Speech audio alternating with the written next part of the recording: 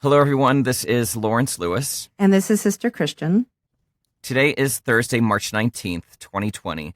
And in case you missed the last few episodes, we are two film producers. I'm from Los Angeles and Christian is from New York City. And just a little more than a week ago, we released the first episode of a new podcast we created called The Producers Happy Hour. It was meant to be a show where two producers on opposite coasts chatted over drinks about what it meant to be a good producer. But things have changed very quickly, and now we're going to take this opportunity to reach far and wide into our filmmaking community to see who is working, who's not working, and what the future looks like for commercial shoots as well as TV and film. We want to hear your stories. We need to hear your stories. People need to know that we're all in this together. So please send us your questions or tell us what is happening with you and your work. You can email us at producershappyhour@gmail.com. Or better yet, record a 1-minute voice memo and email it to that same address. Just follow the instructions at our website, producershappyhour.com. We're not journalists, but we are facilitators and storytellers, and we think there's value in that. And we want to use our skills to bring our community together and share our stories with each other so we don't feel so alone at this difficult time. Great. So, Christian, we kind of pivoted really quickly and rushed out an episode yesterday. We have an interview today with Maher, who's a great location manager based in New York, who's got some very vital information that he's going to share with us. But before we get into that, I don't think the audience even knows who we are just because we rushed this out so quickly. So if you don't mind, I want to take a moment to introduce you. Yes. I met you many years ago. I don't want to say how many. We were production managers. We met at RSA, Ridley Scott. You're based in New York. I'm based in LA, but I was out there doing some work, and we became fast friends and started sharing jobs with each other and knowledge. And since then, you've been producing all kinds of content, commercials, promos, live events. You're a valuable resource in New York. You know all the crew, and you know all the ins and outs of that city. And it's great to have you as part of this podcast. Well, Lawrence, you for sure are both coast and equally versed in LA and New York, in my opinion. Yes, we've known each other. We'll just call it forever right now. Yeah, let's just call it that. I know, because we both do, you do content, you do standard commercials, film, even as much as voiceover work, animation work. It's all there. I mean, you're the full package. So, I mean, it's true. So you're a valuable asset. I'm always reaching out to you to find out who I should use as an AD in LA, or where am I going to, who's the latest and greatest caterer. So I think we both thrive on knowing each other and benefit a lot from our relationship with each other. Absolutely. And we wanted to start a little podcast, a lighthearted, fun little chat about producers over drinks, literally drinking every episode, and interviewing industry professionals to find out what it means to them to have a good producer support them. That was the whole point of this. Mm-hmm. But then all this happened, and obviously we switched up. So now we think it's important to share people's stories. Even if, I was talking to somebody on LinkedIn. He's like, I don't have much of a story. I'm just now working from home. I said, well, that is a story. You're working. Most people in LA and New York aren't working right now. So it's good to share that. Tell us what company it is. Tell us what kind of work you do. Just hearing people's voices out there that are still making their way through this really challenging time is important. It will all help us feel much more closer. Right. And just remembering that last week, we were all still trying to figure out how we would be filming this week. And this week on Monday, we all realized it's gone. It's gone. Nobody's filming right now. We should not be gathering in groups of more than 10, even though oddly, both the mayor's office in New York and the LA permit office also are saying crew of 50 or less they're still approving, which is in direct opposition. Contradiction. Exactly, to each other. With so what is being told to us by our governors and state officials. So everyone out there, be smart, be safe, wash your hands, don't touch your face, be really thoughtful if you really need to be doing a film shoot with 50 people right now, because the way this virus spreads, that can lead to more problems than that paycheck is worth. Exactly. And I should also mention that my middle name should have been Christian Face Toucher Kendrick. Oh, you got to knock it off. So I'm definitely learning, everyone, definitely learning that I need to stop touching my face. Maybe I just need a couple of oven mitts to wear around. So I just don't do it. Just don't do it. Don't do it. Mm-hmm. Don't do it. There's a great website that's a live updated website that has all the statistics of COVID-19, how many states have cases, confirmed cases, how many countries have confirmed cases. And we're going to put that in the show notes because it's a valuable resource just to start tracking your state and seeing how things are progressing. Right now, Christian, it says we have 237,000 plus known cases across the globe. Mm-hmm. In your state, New York, 4,152. You've actually surpassed Washington. They were the leading state that had the most cases, but if you surpassed them a few days ago. Yes. And California has jumped up to 875. Everyone who's listening can go to this website and see a live update of how many cases are in their state. I do have to say, too, there, as much as it is showing what new cases are popping up, it's also showing how many people have recovered. So there is a bit of hope on the website. Just a little bit of hope there. A little bit of hope there. So, Christian, we have an interview with location manager John Maher a little bit later, but I want to share some news updates. That would be great. I'm sure everyone's seen these, but we're going to link to them all in our show notes. Hollywood Reporter says that there are 120,000 entertainment jobs that have been lost due to this pandemic. And since when? More than 120,000 IATSE jobs are estimated to have been lost since the start of the corona outbreak, according to individual correspondence that the Local Cinematographers Guild, Local 600, and the Motion Picture Editors Guild, Local 700, sent out to members. So this is a kind of self-reported self-study of who's been put out of work because of this pandemic. And the Motion Picture Editor Guild Executive Director Kathy Rapola wrote Wednesday in a message, "This is a devastating time for the entire IATSE family." And she went on to say that IATSE has been successful at securing a standardized 2 weeks of pay from our more responsible employers. The IA intends to address those employers who are not following suit. Mm-hmm. So it looks like the guilds are trying to talk with the production companies about some sort of severance for people that are being let go. And that sounds like it's for right now. It looks like it's TV and film. Is that including our commercial brothers and sisters? So yeah, it's hard to say what this means. Is this going to apply to commercial crew as well as television and film? I think there's a lot of questions to be answered. The IATSE International President, Matthew D. Loeb, this week urged Congress to include displaced entertainment workers in a relief package and asked members to sign this online petition. So that's the petition I'm going to link to also in the show notes, which I'm sure many people have seen around on social media. Mm-hmm. I saw it posted on CoPros, definitely signed it. Yep, I did too. So that petition, what it says is the bipartisan Families First Coronavirus Response Act is a good start to provide relief to workers. However, the provisions on the table for emergency paid leave benefits won't apply to displaced entertainment workers because of the requirement for days worked on a job to qualify. This is something we all go through, right? You know, it's like we're employed for 3, 4, 5, for producers and production crew, maybe 10, 15 days at a time. So our employment looks unusual for all these kind of standard. It's hard to track. It's hard to track. So I think that puts a lot of us in this weird gray zone of social services.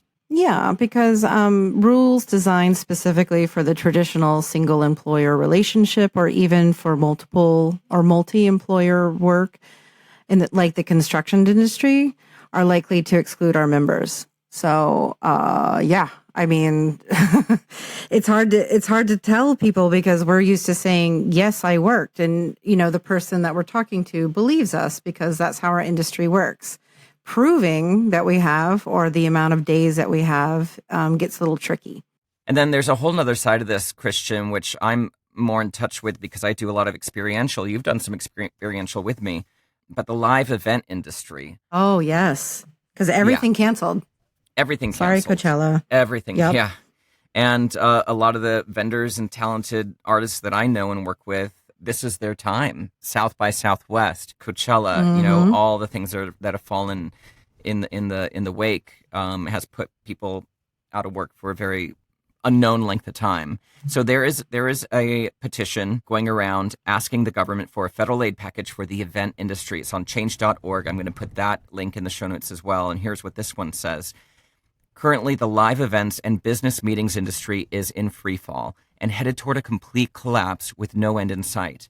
There are already strong ripples of this impact to the transportation and hospitality industry that rely on our industry, which have received media and government attention, but no mention of the larger losses that are reaching into the billions and billions of dollars and continuing to climb by the minute in the live events and business meetings industry. So it's not directly related to film production, but there is a lot of crossover right now because of all the experiential work that's been happening. And those people need help as well. Everybody needs help right now. I remember when I was filming at Bonnaroo last year, there was a man who lived in North Carolina, would drive over, and he was a shuttle van driver so that he could see all the music. They would stay like 4 to a hotel room and make the wage. But he said he traveled around to many festivals and that's what he did. So I can only imagine the people who do that, making the lower end of the, pay scale, are devastated right now. Absolutely. So check out those petitions in our show notes if you feel inclined to sign them. Hopefully that is one small thing that can help us get a little bit of relief to our community. Yes. Now, Christian, let's do our interview. Oh, yes. John Maher, one of my favorite people here in New York. Great. Hey, everyone. Today we're talking to John Maher. He is a New York City-based location manager, has been doing so for about 25 plus years. So he's a member of Local 817, which is the Teamsters Union, and a member of the DGA. There was a special thing that happened, I would say, about 10 years ago, where all of you guys could get into the union as second ADs, right? Yeah, I got in 2006. It was still open for a while until it started to change when 817 started to make overtures. Exactly. You could get in just like any other second AD just by showing days, prep days, and shoot days, and which is for feature films. It's still a DGA covered category. But for commercials, at the time, it was not a required job that they had to fill. But if you were in the DGA and were hired to do a commercial and let them know you were in the guild, the company could either hire you or not. Well, I remember there weren't very many of you guys, maybe 3 or 4. Yeah, it was more like 6 or 7 at that time. Right, but still. Yeah. I mean, not a lot, but, and we were those of us that were in the guild were guys that were working a lot. Well, in addition to those things, you also own Home Studios, which is 873 Broadway for everybody out there, for about 10 years now with 2 studio spaces. Yeah, we've been there since 2004, and then in 2014 we took over Second Space. So we've been there 17 years. Yeah, it's been a while. Yeah. Wow. Yeah. So, what the reason why we wanted to speak to John today is he as a location manager in New York City, but also as a member of the Guild and 817, to get his perspective on what's kind of happening in New York right now. In addition to that, he has spoken to the mayor's office as recently as today to find out about permitting and such. John, I would like to find out, how are you doing? How is you? How are your family? Are you home? Is everyone sequestered? So far, yeah, we are. My wife and I are staying home and going out as little as possible. I haven't ventured out to supermarkets or stores or anywhere in about 3 days. I've gone down to get the mail and things like that, but I have no reason to go out, so I haven't. Although today looks like it's going to be an errand day, so I probably will head out in the afternoon on my bicycle. And where are you at right now? I'm in the Lower East Side. I'm on Grand Street. Yeah, got it. I'm sort of getting a better perspective through what I'm seeing at the studio than what I'm seeing or hearing through commercials and the DGA and 817. I'm on the DGA message board here, the Google group. I'm on the 817 Scouts message board, which is also includes the guys that are doing TV and so on. And, for the commercials, it just stopped very suddenly. For the guys that are working in TV, on the streaming, all the streaming shows that are shooting in New York, the Netflix and Universal and things like that, that was sort of a trickle where I think Netflix went first and then Universal went second, and Viacom, and so on until pretty much all those guys. And right now there's like 500 scouts in 817 within in that TV contract, which is separate from the commercial contract. Right. So there's about 500 of those guys now that are pretty much not working at all. The commercials, like I said, I had a couple of holds and things just dropped out pretty suddenly. What I saw at the studio, once things started to get a little crazy, we had one client that was concerned about her shoot, and they had some various concerns about getting equipment in and this and that. So we let them load in early, like a week before their shoot. The day that she loaded in, the phone was just ringing and emails were coming in and clients were like, cancel, reschedule, cancel. And to be clear, we're talking that Monday was Monday the 16th or the week prior? Yeah, it was the 16th. Okay, It was Monday the 16th. Yeah. Like Friday was like the slow trickle. Friday was like one client concerned and another client saying, what about?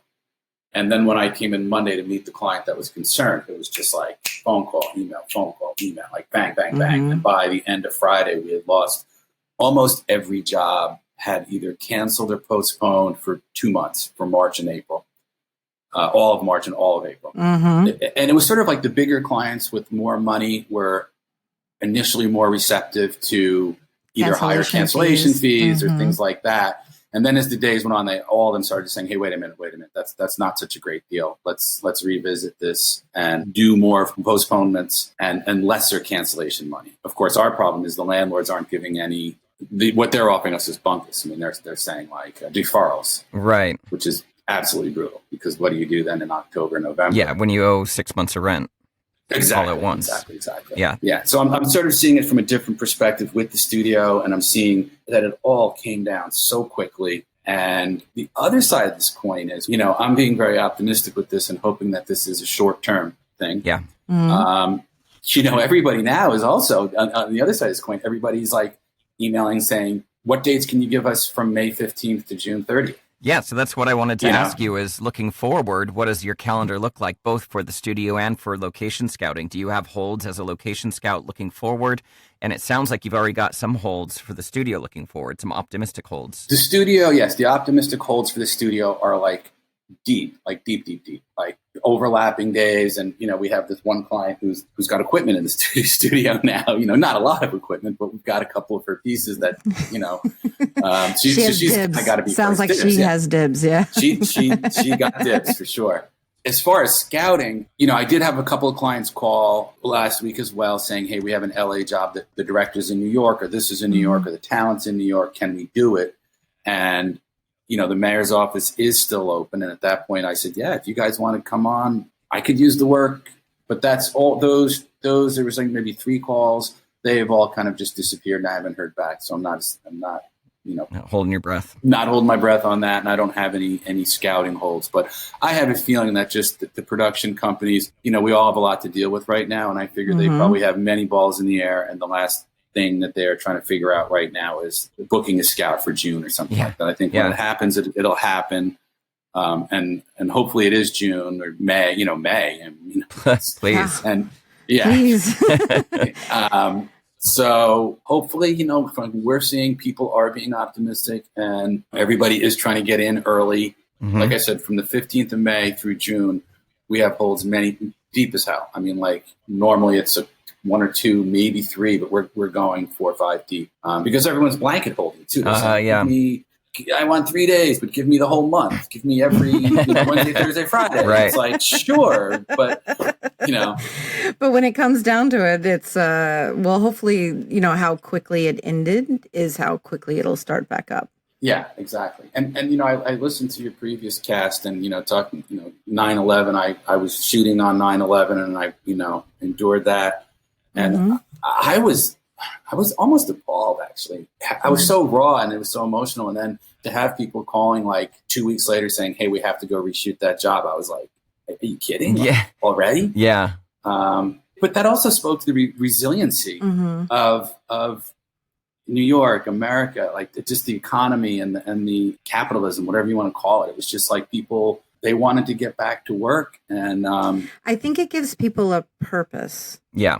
Absolutely. I feel like us production, our production people, like, we've all been freelance 20 plus years now. Yeah. And it just, this is our life lifestyle. It's our careers. It's how we work. But when we're not working, we're also trying to stay active and do things as well. Absolutely. So Absolutely. I think that people wanted to get back to work and show, everybody that we could and we were resilient back at 9/11.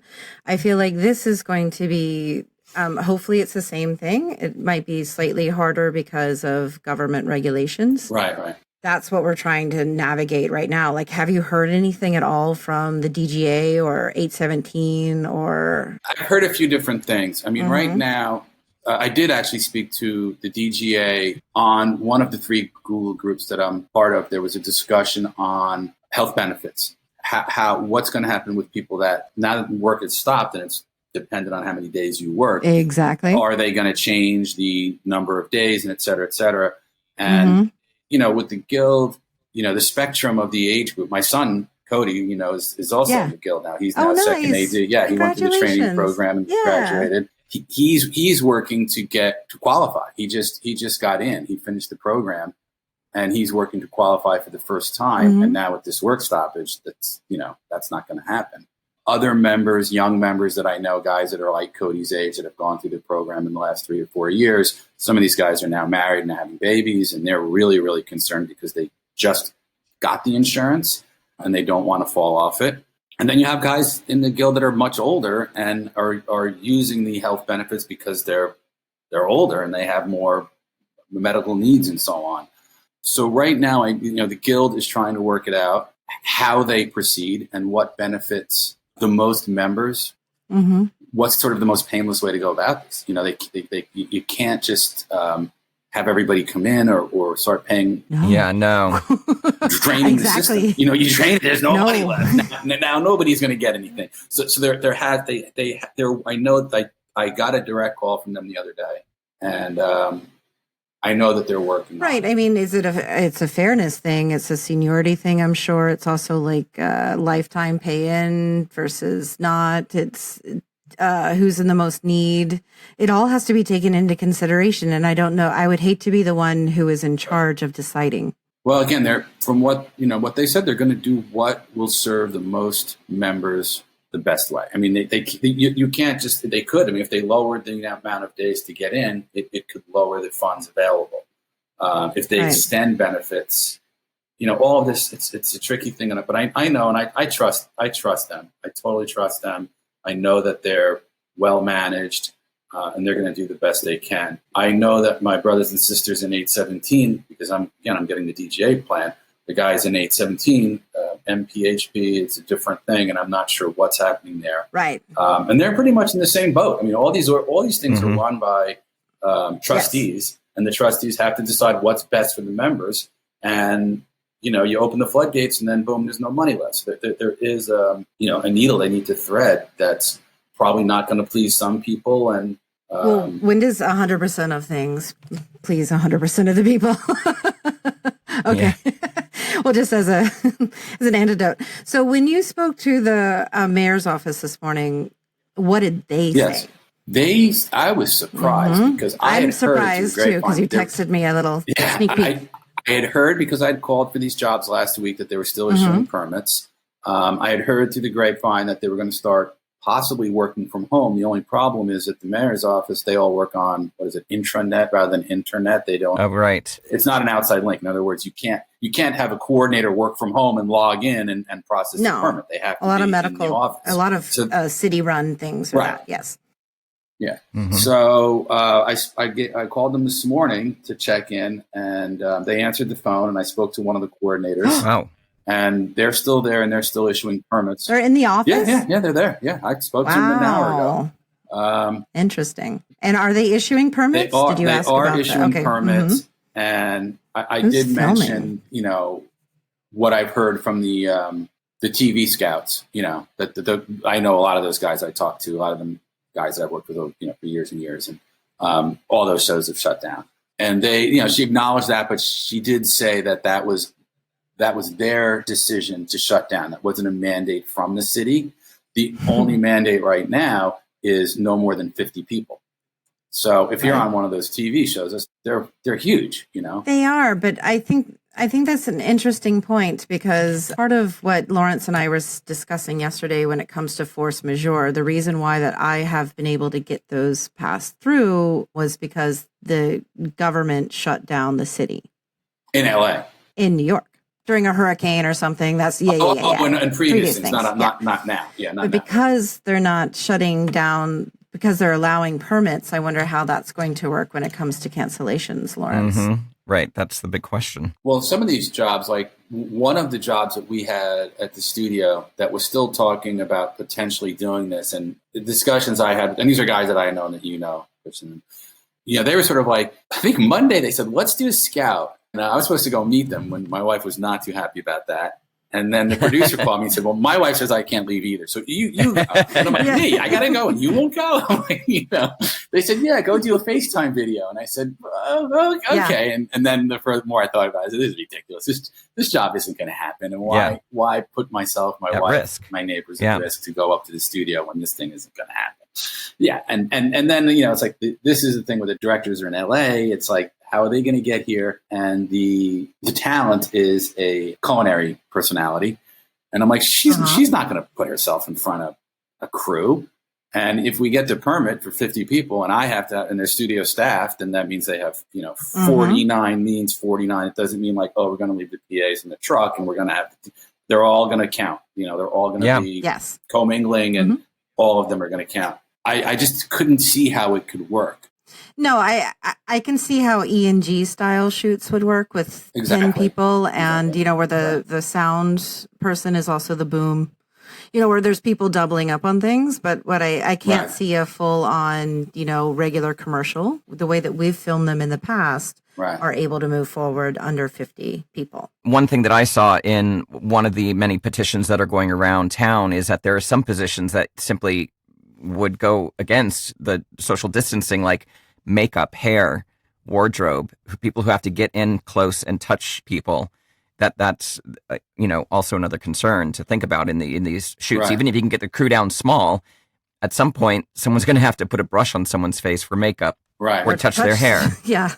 In this particular job, and this is just my location manager thinking, not producer hat. Please. But, I could foresee something where day one they come in and they light and they block it out and they get it ready without the talent. And day two was sort of a closed set type environment. With just keys. Which it's like, something when we've seen these things before where it's super closed set, where it's like talent, camera, grip pushing the dolly, whatever. And that's it. 4 people, maybe 5 people on set. I don't know. I don't know if that's something that would be a reality, but it sure would be. I think people are going to start looking to be doing this. So any solutions are good, or any, suggestions could be solutions.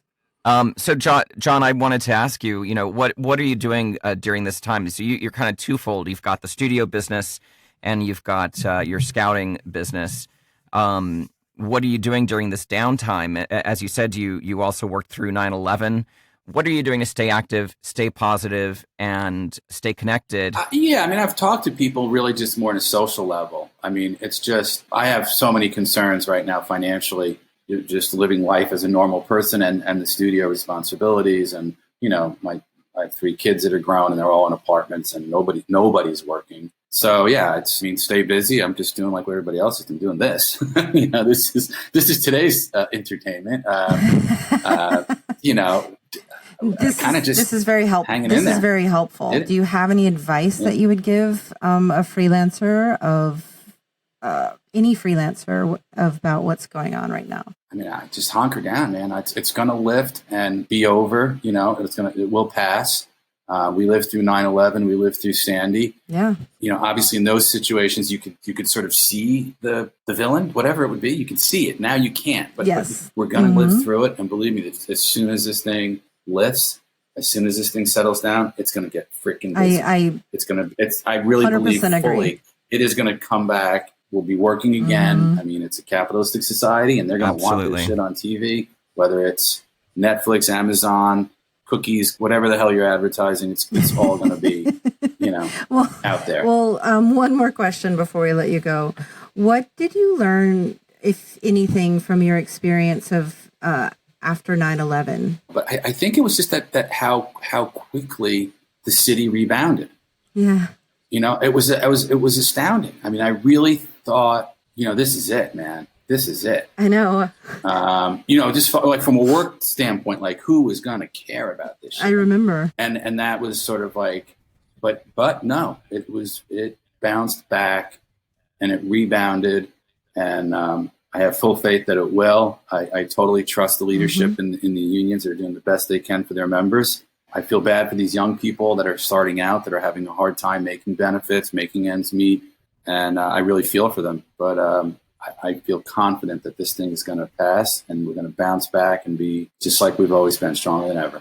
I completely agree. Likewise, yes. Thank you so much for your time, John. We really appreciate it. Thank you. Thank you for reaching out. If I hear any further updates from the mayor's office or anything, I'll let you know. Yeah. We would love it, because right now I feel like Lawrence and I were saying, I definitely feel a bit isolated right now. Yeah. So even just speaking to people, even if it's been a little while, it feels nice to understand that we're all in this together. Well, good to hear from you guys. Be well. You too. Thanks, John. Thanks for your time. Thank you so much for your time. All right. Very special thanks to John Maher for that interview. Very helpful and informative, and optimism. Yeah, the optimism that he has and the strong words about how we will get past this are very, they're heartwarming for sure. They give us hope. And the optimism of the people renting, putting his location on hold. Yes. In just a couple months. That's inspiring. So let's keep our fingers crossed that we'll be back to work soon. Exactly. And we've asked John to update us too. So maybe we'll have in about a week or two, we'll check in with John and see how the, stage is holding up. So everybody stay safe and stay connected, and also stay active. Don't forget to wash your hands. And for the love of God, do not touch your face like I do. Do not touch your face. Be sure to send us your voice recordings or emails to producershappyhour@gmail.com. It's very important that we hear from you. We want to give you a voice in this. Absolutely. Christian, just for the record, how can people get a hold of you directly? You can get me at sisterchristianproduces.com. And Lawrence, how can people get a hold of you? They can get me at indelible-arts.com. Or my name, lawrencetLewis.com. I have 3 websites. lawrencetLewis.com, or for my voiceover work, voiceoflawrence.com. Perfect. All right, Christian. Thank you. Another day. Yeah, thank you all for listening. We really appreciate it. Yes. We'll talk to you tomorrow.